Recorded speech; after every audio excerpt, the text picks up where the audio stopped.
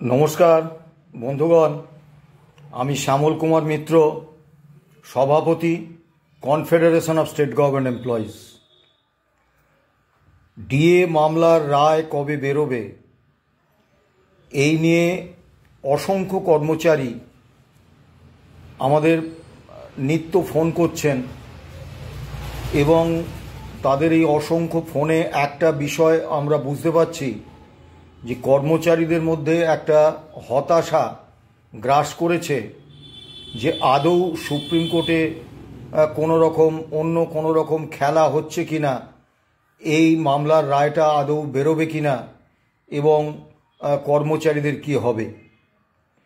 এখন দেখুন, আমরা সাধারণ কর্মচারী, আপনারা আমাদের সাহস দিয়েছেন, আমাদের পাশে থেকেছেন, আমাদের লড়াইকে বুক দিয়ে আগলে রেখেছেন এবং দীর্ঘ 10 বছর ধরে আমরা মামলা সম্পর্কে যা যা সিদ্ধান্ত নিয়েছি আপনারা সেগুলোকে সমর্থন জানিয়েছেন, আমাদের ভরসা জুগিয়েছেন।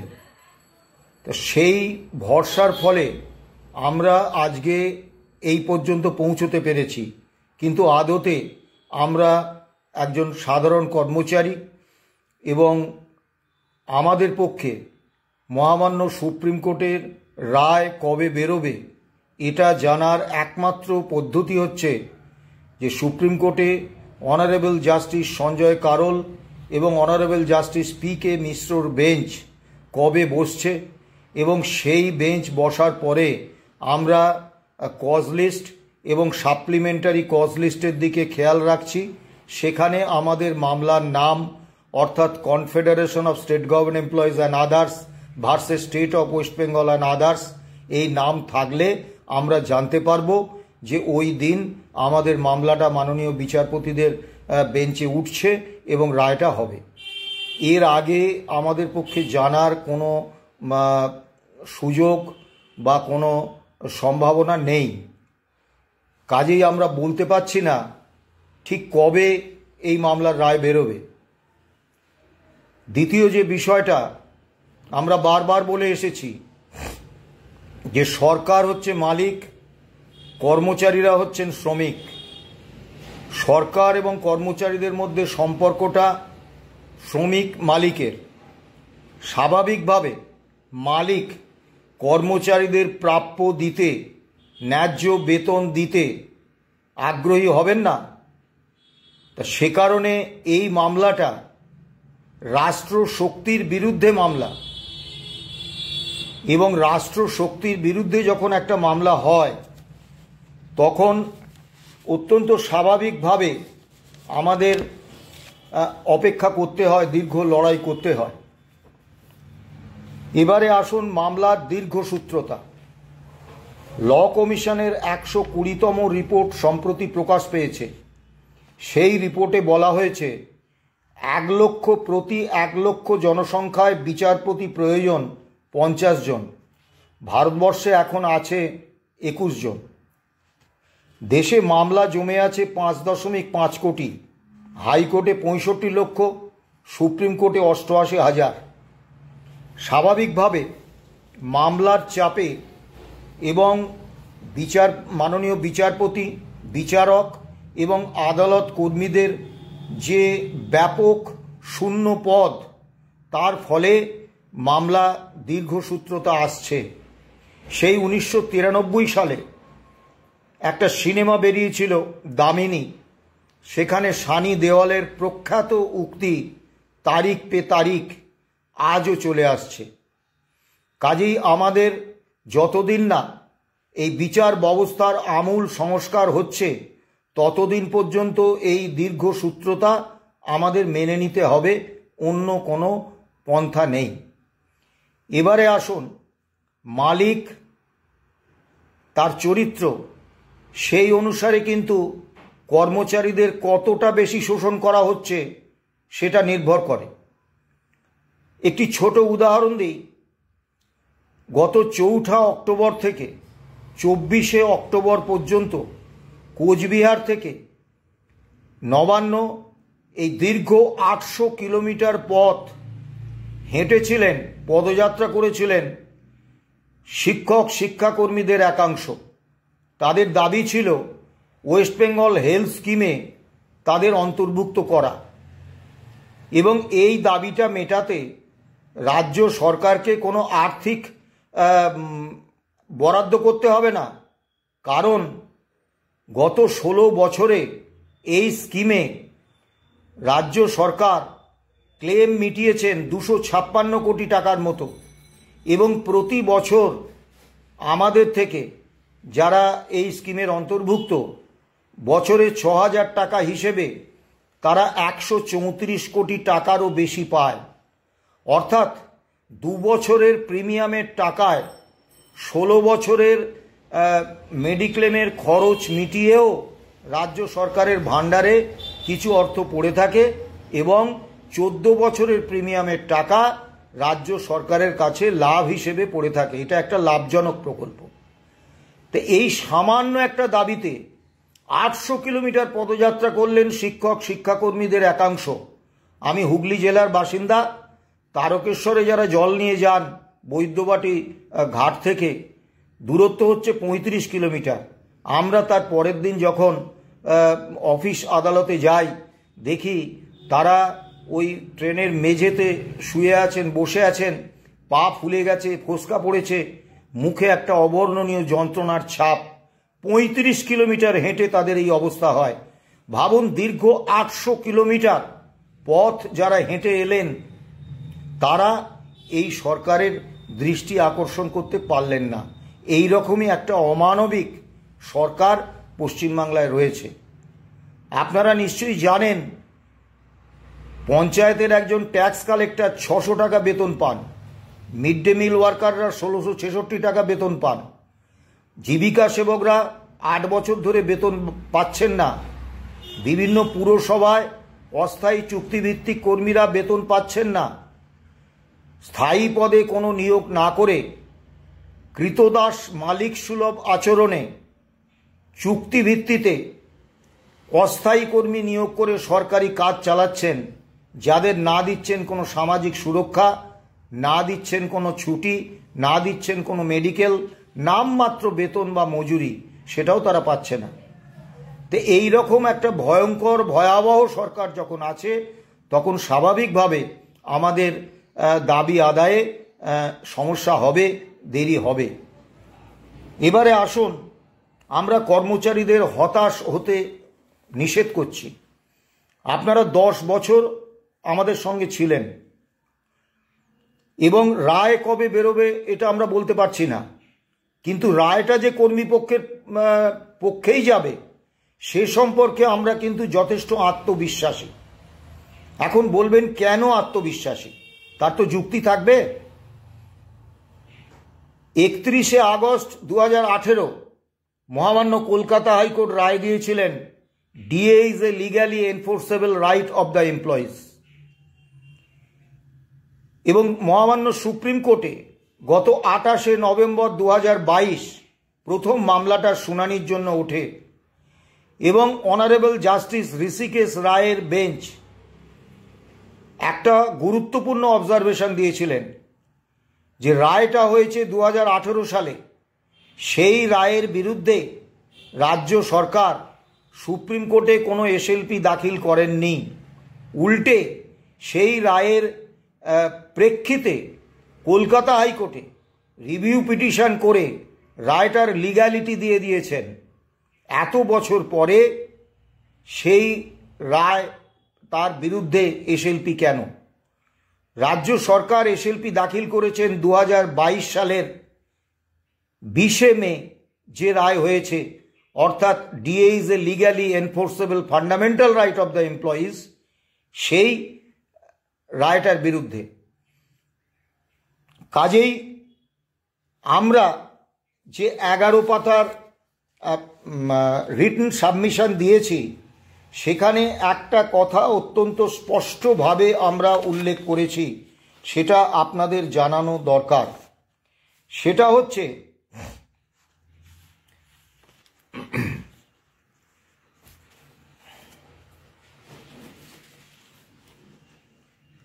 that no SLP was preferred by the state and findings of the judgments dated 31st/08/2018 and 07/03/2019 became final and binding on the aforesaid issue. অর্থাৎ DA is a legally enforceable right of the employees. এই রায়টা supreme কোর্টের যে রায়ই হোক, এটা কিন্তু already আইনগতভাবে বলবৎযোগ্য, legality পেয়ে গেছে। সুপ্রিম কোর্টে এখন বিচার্য বিষয় দুটি, একটি হচ্ছে যে ফান্ডামেন্টাল রাইট কি এটা, আর 2 নম্বর হচ্ছে all India consumer price index মেনে ডিএ দেয়াটা, এটাই হচ্ছে তাদের কোর ইস্যু। সুপ্রিম কোর্ট এটাই বলেছেন। এবারে আসুন, সুপ্রিম কোর্ট যে ইন্টারিম অর্ডারটা দিয়েছেন জাস্টিস সঞ্জয় কারোল এবং জাস্টিস সন্দীপ মেহতার বেঞ্চ, সেই রায়ের একটা অংশ আমি একটু তুলে ধরছি। We are of the considered view that the petitioner state should release at least 25% of the amount due and payable to all the employees in terms of the impugned judgment dated 20/05/2020 passed by the High Court at Calcutta in WPST number 109/2020 titled The State of West Bengal and Others versus Confederation of State Government Employees and Others, and order dated 22/09/2022 in can number 1/2022 within a period of 6 weeks from the today. এই যে নির্দেশটা মহামান্য supreme court দিয়েছেন, তাতে কিন্তু বলে দিয়েছেন, স্পষ্টভাবে বলে দিয়েছেন যে 2022 সালের 20শে মে মহামান্য কলকাতা হাইকোর্ট যে রায় দিয়েছিলেন এবং 22/9/2022 স্যাট যে রায় দিয়েছিলেন, সেই রায়ের প্রেক্ষিতে কর্মচারীদের যে প্রাপ্য সেটার 25% মিটিয়ে দিতে, অর্থাৎ amount due and payable to the employees, due and payable. অর্থাৎ সুপ্রিম কোর্ট কিন্তু এই ইন্টারিম অর্ডারে স্বীকৃতি দিয়ে দিয়েছেন যে এই ডিএর টাকাটা আমাদের বকেয়া এবং এটা আমাদের পেয়েবল, অর্থাৎ এটা আমাদেরকে দিতে হবে। দ্বিতীয় আর একটা 2 নম্বর অনুচ্ছেদের আমি একটা অংশ বিশেষ তুলছি। However, pending such consideration, we are of the considered view that the employees need not be kept waiting endlessly to receive the money in question. অর্থাৎ আদালতে মামলা আছে, আর্থিক সংকট, এই সব কথা বলে কর্মীদের প্রাপ্যটাকে আটকে রাখা যাবে না। তা স্বাভাবিকভাবে এই ইন্টারিম অর্ডারে মহামান্য সুপ্রিম কোর্ট কিন্তু স্বীকৃতি দিয়ে দিয়েছেন যে এই ডিএটা আমাদের প্রাপ্য এবং এই ডিএটা সরকারকে দিতে হবে। এবারে দ্বিতীয় বিষয়ে আসুন, যা অনেকেই বলছেন যে এই রায়টা তো রাজ্য সরকার মানেননি। হ্যাঁ, রাজ্য সরকার মানেননি, আমরা তার বিরুদ্ধে আদালত অবমাননার মামলা করেছি। আমরা আইনের অত মারপ্যাচ বুঝি না। আমাদের প্রত্যাশা ছিল কর্মচারীদের মতোই যে মহামান্য সুপ্রিম কোর্ট এই আদালত অবমাননার মামলাটা শুনবেন এবং একটা দৃষ্টান্তমূলক রায় দেবেন, যাতে করে ভবিষ্যতে সুপ্রিম কোর্টের নির্দেশ না মানার ঔদ্ধত্য রাজ্য সরকার দেখাতে না পারেন। কিন্তু যে কোনো কারণেই হোক সেই মামলাটার শুনানি হয়নি, সেটা আজও সুপ্রিম কোর্টে পেন্ডিং দেখাচ্ছে। এখন হতে পারে, আমরা জানি না, যে যেহেতু মূল মামলার শুনানি শুরু হয়ে গেছে সেই কারণেই হয়তো ইন্টারিম অর্ডারটার সেভাবে আর কোনো গুরুত্ব নেই, এটা আমাদের অনুমান। কিন্তু এবারে আসুন, যখন একটা মামলা চলে এজলাসে মাননীয় বিচারপতিরা বিভিন্ন পক্ষের আইনজীবীদের সওয়াল জবাবে উত্তরে যা যা বলেন, অর্থাৎ অবজারভেশন, সেগুলোর মধ্য দিয়ে আমরা কিন্তু বুঝতে পারি যে এই মামলায় মাননীয় বিচারপতিরা কাদের যুক্তিটাকে গ্রহণযোগ্য বলে মনে করছেন, গ্রহণ করছেন। আমি সেই অবজারভেশনের কয়েকটি একটু তুলে ধরছি। Honourable justice P K. মিশ্র পুরানো দিনে যারা টাকা ধার দিতেন সেই মহাজনদের মতো রাজ্য সরকার একদিকে টাকা বাঁচিয়ে অন্যদিকে কাজে লাগাচ্ছে। ডিএ কোন সময় কত হারে দেয়া হবে তা ঠিক করার ক্ষেত্রে রাজ্য সরকার খেয়াল খুশি এবং নিজের ইচ্ছে মতো সিদ্ধান্ত নিয়েছে। জাস্টিস সঞ্জয় কারোল দিল্লি এবং চেন্নাইয়ে যে ভিন্ন হারে ডিএ দেওয়া হয় সেই প্রসঙ্গে বলেছেন, সেদিক থেকে বিচার করলে রাজ্যের এই পদক্ষেপ আরবিট্রারি মানে স্বেচ্ছাচারিতা বলে গণ্য হতে পারে। Justice P K. মিশ্র রাজ্য সরকার তাদের খেয়াল খুশি মতো ডিএ দিয়ে থাকলে তা হতে পারে না। মেথড তো একই, অর্থাৎ ডিএ নির্ধারণের। এরা মানে রাজ্য সরকার পুরনো দিনের সুদের কারবারিদের মতো টাকা বাঁচিয়ে অন্য কাজে লাগাচ্ছে।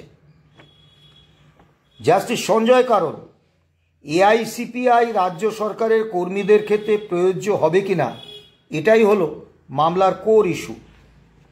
Justice P K. মিশ্র কপিল সিব্বল বলেছিলেন যে রাজ্য সরকারকে আদালত কোনো নির্দেশ দিতে পারেন না। তার পরিপ্রেক্ষিতে জাস্টিস মিশ্র বলেছিলেন, আপনি রাজ্য সরকারকে কেন বলছেন না যে আদালত মোট বকেয়া ডিএর 25% দিয়ে দেওয়া হোক, আদালত যে নির্দেশ দিয়েছে। এবং জাস্টিস কারোল বলেন, আপনারা বকেয়া টাকা দেওয়ার জন্য একটা পরিমাণ স্থির করুন, তারপর দিয়ে দিন সেই টাকা, তারপরে মামলা নিষ্পত্তি হোক, তখন দেখা যাবে আমরা তো কেউ পালিয়ে যাচ্ছি না। এবং কপিল সিব্বল যখন বললেন যে এটা আদালতের এখতিয়ারের মধ্যে পড়ে না রাজ্য সরকার কী হারে ডিএ দেবে বা দেবে কিনা, তখন কিন্তু অত্যন্ত কঠোরভাবে জাস্টিস সঞ্জয় কারোল বলেছিলেন, আদালত সংবিধানের 142 নম্বর ধারার বলে রাজ্যকে নির্দেশ দিতেই পারে মিস্টার কপিল সিব্বল। সঞ্জয় কারোল সরকারি কর্মীদের আর্থিক অবস্থার কথাও ভাবতে হবে, মাথায় রাখতে হবে রাজ্যে আর্থিক জরুরি অবস্থা জারি হয়নি। জাস্টিস মিশ্র রাজ্য সরকার বিভ্রান্তি তৈরি করে তার সুযোগ নেওয়ার চেষ্টা করছে, এরা নিজেরাই সমস্যা তৈরি করছে, সেই সমস্যার সুবিধা নেওয়ার চেষ্টা করছে। জাস্টিস মিশ্র যখন সরকার পক্ষের আইনজীবী শ্যাম দেওয়ান মহামান্য আদালতকে বললেন যে আপনারা একটা ধারণা তৈরি করে দিচ্ছেন ডিএ সম্পর্কে, তখন জাস্টিস মিশ্র শ্যাম দেওয়ানকে বললেন, আমরা কোনো ধারণা তৈরি করিনি, আপনি বলেছিলেন রোপার ভিত্তিতে ডিএ দেয়া হবে, আপনিই বলেছিলেন বকেয়া ডিএও দেয়া হবে, আপনাকে রুল মানতে হবে। অর্থাৎ রোপা 2009 এইটা কিন্তু সরকারকে মানতে হবে, এটা মাননীয় সুপ্রিম কোর্টের অনারেবল জাস্টিস সঞ্জয় কারোল তিনি কিন্তু স্পষ্টভাবে বলেছেন। তারপরে বলছেন, আপনি কি বলতে চাইছেন রোপা রুল ডিএর জন্য বাধ্যতামূলক নয়? তাহলে রোপার ভূমিকা কি? সরকারি কর্মচারীদের এন্টাইটেলমেন্ট তো রোপার মধ্য থেকেই আসবে, তাই না? আপনাদের বক্তব্য আমাদের মনে প্রশ্ন জাগাচ্ছে। আমি জানি যে অবজারভেশন তার কোনো আইনি মূল্য নেই। মহামান্য সুপ্রিম কোর্টে এমন একাধিক মামলা আছে যে মামলায় অবজারভেশন যা হয়েছে তা রায়ের সঙ্গে সঙ্গতিপূর্ণ হয়নি। কিন্তু এটাও আপনাদের বুঝতে হবে, একটা মামলা চলাকালীন যে মামলাটা দীর্ঘদিন শীত ঘুমে চলে গিয়েছিল, সেই মামলাটাকে শীত ঘুম থেকে তুলে এনে অনারেবল জাস্টিস সঞ্জয় কারোল এবং অনারেবল জাস্টিস পি.কে. মিশ্র তারা 4, 5, 6, 7ই আগস্ট পরপর 4 দিন ম্যারাথন শুনানি করলেন অন্য সমস্ত মামলা সরিয়ে রেখে সারা দিন ধরে সুপ্রিম কোর্টে সিনিয়র আইনজীবীরাও বলতে পারছেন না যে সুপ্রিম কোর্টে এরকম কোনো ঘটনা কখনো ঘটেছে কি না। অর্থাৎ জাস্টিস সঞ্জয় কারোল এবং জাস্টিস পি.কে. মিশ্র তারা মামলাটা শুরুই করেছিলেন এই কথা বলে যে আমরা এই মামলার পুঙ্খানুপুঙ্খ জানি, এবং তারা অত্যন্ত গুরুত্ব দিয়ে এই মামলাটা শুনেছেন এবং কর্মচারীদের পক্ষে যুক্তি সাজিয়েছেন। কাজেই সেগুলো রায়ে প্রতিফলিত হবে না এমনটা কিন্তু আমরা মনে করি না। এবারে আসুন, আমরা কি চেয়েছি। মামলাটার ব্যাপ্তি কিন্তু খুব ছোট, বড় নয়। আমরা চেয়েছি যে আর্টিকেল 309 অর্থাৎ সংবিধানের 309 নম্বর ধারায় বলা আছে, the Indian constitution empowers parliament and state legislatures to pass laws governing the recruitment and conditions of service for public servants. It also allows the president for union services and the governors for state services to make rules for these aspects until specific legislation is enacted. These rules are subject to the provisions of any subsequent act of the legislature. অর্থাৎ সংবিধানের 309 নম্বর ধারায় অত্যন্ত স্পষ্টভাবে বলা আছে রাজ্য এবং কেন্দ্রীয় সরকারি কর্মচারীদের বেতন ভাতা, তাদের অধিকার, এইসব সম্পর্কে রুল তৈরি করবে সংবিধানের 309 নম্বর ধারায় কেন্দ্রীয় কর্মীদের ক্ষেত্রে পার্লামেন্ট বা সংসদ, রাজ্য কর্মীদের ক্ষেত্রে বিধানসভা অর্থাৎ কেন্দ্র সরকার বা রাজ্য সরকার। কিন্তু একবার এই 309 নম্বর ধারায় সরকার কোনো রুল জারি করলে সেই রুলটা কিন্তু সরকার আর ভাঙতে পারে না, অমান্য করতে পারে না। এখন পূর্বতন বামফ্রন্ট সরকার তারা তাদের মাননীয় অর্থমন্ত্রী ডক্টর অসীম দাশগুপ্ত তিনি সংবিধানের 309 নম্বর ধারায় revision of pay and allowances rules 2009 তাতে অত্যন্ত স্পষ্টভাবে লিপিবদ্ধ করে গিয়েছিলেন যে all India consumer price index মেনে বছরে দুবার কর্মচারীদের ডিএ দেওয়া হবে। এবং আমি একটা অর্ডার আপনাদের কাছে উল্লেখ করি, অর্থ দপ্তরের নির্দেশ অর্ডার নম্বর হচ্ছে 13,600F, তারিখ হচ্ছে 18/12/1997। এই অর্ডারটায় অত্যন্ত স্পষ্টভাবে বলা আছে পশ্চিমবঙ্গ সরকার 1 এপ্রিল 1979 থেকে অল ইন্ডিয়া কনজিউমার প্রাইস ইন্ডেক্সকে ডিএ দেওয়ার সূচক হিসেবে গণ্য করেছেন।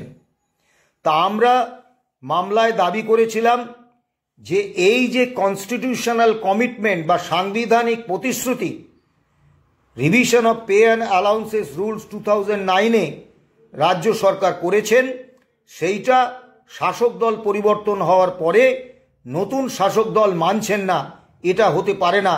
এই কনস্টিটিউশনাল কমিটমেন্ট নতুন শাসক দলকেও পূরণ করতে হবে এবং all India consumer price index মেনে আমাদের ডিএ দিতে হবে।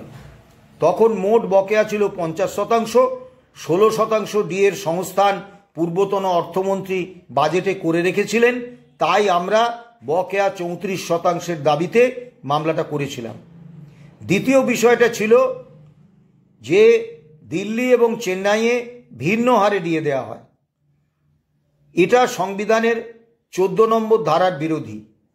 কাজেই কোনো সংবিধান বিরোধী কাজ রাজ্য সরকার করতে পারেন না, এই কাজটা থেকে সরকারকে বিরত থাকতে হবে। মামলার ব্যাপ্তি অত্যন্ত কম এবং সত্যি কথা বলতে কি আমি বুঝি না যে মাননীয় বিচারপতিরা মামলা শুনেছেন দীর্ঘদিন ধরে তারাও কিন্তু all India consumer price index মেনে ডিএটা পান। এই মামলা 10 বছর ধরে চলেছে, আজও রায় হয়নি, এটা নিশ্চয়ই আমাদের পক্ষে হতাশা। কিন্তু রায়টার যা মেরিট তাতে কিন্তু আমরা নিশ্চিত যে এই মামলায় যে রায় হবে সেটা কিন্তু কর্মীপক্ষের অনুকূলেই যাবে। এবং মাননীয় আমরা যে 127 পাতার যে রিটেন সাবমিশন রাজ্য সরকার করেছেন তারা কিন্তু আমাদের জয়ের রাস্তাটা আরও পরিষ্কার করে দিয়েছে। তারা ওই পিটিশনে অনেক প্ররোচনা রেখেছিলেন আমাদের প্ররোচিত হওয়ার জন্য, আমরা প্ররোচিত হইনি। এবং তারা বলেছেন ওই সাবমিশনে কেরালা, ছত্তিশগড়, হিমাচল, মণিপুর, মেঘালয়, কর্ণাটক, মিজোরাম, নাগাল্যান্ড, সিকিম, তেলেঙ্গানা, ত্রিপুরা এবং পশ্চিমবঙ্গ, এই 12টা রাজ্য সরকার কেন্দ্রীয় হারে বা all India consumer price index মেনে ডিএ কর্মীদের দেন না। তার মানে তারা এই সাবমিশনে স্বীকার করে নিয়েছেন যে বাকি 12টা রাজ্য সরকার এবং 7টা কেন্দ্রশাসিত অঞ্চল সরকার, অর্থাৎ মোট 23টা রাজ্য সরকার এবং কেন্দ্রশাসিত অঞ্চল সরকার এবং কেন্দ্র সরকার all India consumer price index মেনে ডিএটা দেয়। এবার এই যে 12টা রাজ্যের নাম দিয়েছেন নিজেরাই ফেঁসে গেছেন। কেরলে তাদের বেতন কমিশনের সময়কালের পার্থক্য আছে, সেই জন্য তাদের ডিএর হার নিয়ে অন্য রাজ্যগুলোর সঙ্গে তুলনা করা যায় না।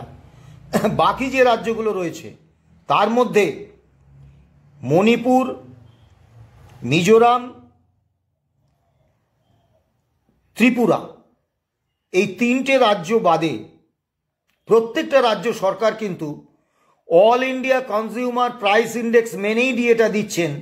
যে ডিএর হার ওনারা দিয়েছেন ওই সাবমিশনে তাতে বোঝা যাচ্ছে। অর্থাৎ আরও 9টা রাজ্য all India consumer price index মেনেই ডিএটা দিচ্ছেন, 2-1 কিস্তি পিছিয়ে আছেন। অর্থাৎ তাদের প্রবণতাটা কিন্তু all India consumer price index না মানার নয়, শুধুমাত্র ঘোষণায় কেউ 1 কিস্তি, কেউ 2 কিস্তি, কেউ সর্বোচ্চ 3 কিস্তিতে পিছিয়ে আছেন। স্বাভাবিকভাবে মাননীয় বিচারপতিরা এই কম্প্যারিজনটা যখন দেখবেন তখন তারা বুঝতে পারবেন নিশ্চিতভাবে যে সারা ভারতবর্ষে 3টে বাদে প্রায় প্রত্যেকটা রাজ্য সরকার all India consumer price index মেনে ডিএটা দেয়।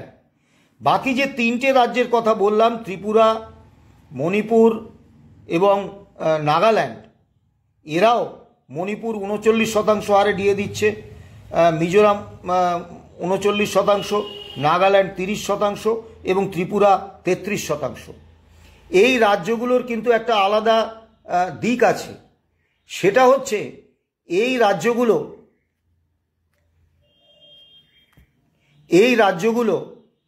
তাদের পাহাড়ি রাজ্য, তাদের নিজস্ব রিসোর্স আয় কার্যত নেই। তারা কেন্দ্রীয় অনুদান এবং কেন্দ্রীয় বরাদ্দের উপর ভরসা করেই রাজ্যটাকে চালায়, যার ফলে তাদের অল ইন্ডিয়া কনজিউমার প্রাইস ইন্ডেক্সের কাছাকাছি না পৌঁছানোর ক্ষেত্রে একটা যুক্তি আছে। এবং পশ্চিম বাংলায় সব থেকে কম ডিএ 18%, যেখানে ত্রিপুরা 33% দিচ্ছে, যেখানে মণিপুরের মতো রাজ্য 39% দিচ্ছে, যেখানে মিজোরামের মতো রাজ্য 39% দিচ্ছে। তাদের এই রকম একটা নিজস্ব আয়ের উৎস না থাকা সত্ত্বেও সেখানে পশ্চিমবঙ্গ সরকার কর্মচারীদের 18% ডিএ দিচ্ছেন। কাজেই ডিএ দেওয়ার প্রশ্নে পশ্চিমবঙ্গ সরকারের যে মানসিকতা, সেইটা কিন্তু মাননীয় সুপ্রিম কোর্টের মাননীয় বিচারপতিরা বুঝবেন। দ্বিতীয় যে বিষয়টা, কপিল সিব্বাল এই মামলাটাকে সারা ভারতবর্ষের সমস্ত রাজ্য সরকারগুলোকে যুক্ত করতে চেয়েছিলেন। তিনি বলেছিলেন যে যেহেতু এই মামলার একটা প্যান ইন্ডিয়া এফেক্ট রয়েছে, তাই 28টা রাজ্য সরকারকে এই মামলার সঙ্গে যুক্ত করা হোক। সেই ঘটনাটি ঘটলে আমাদের এবং আমাদের আইনজীবীদের মৃত্যুর পরেও এই মামলা চলত। সেক্ষেত্রে কিন্তু মাননীয় বিচারপতিরা একদম সরাসরি নাকচ করে দিয়েছেন।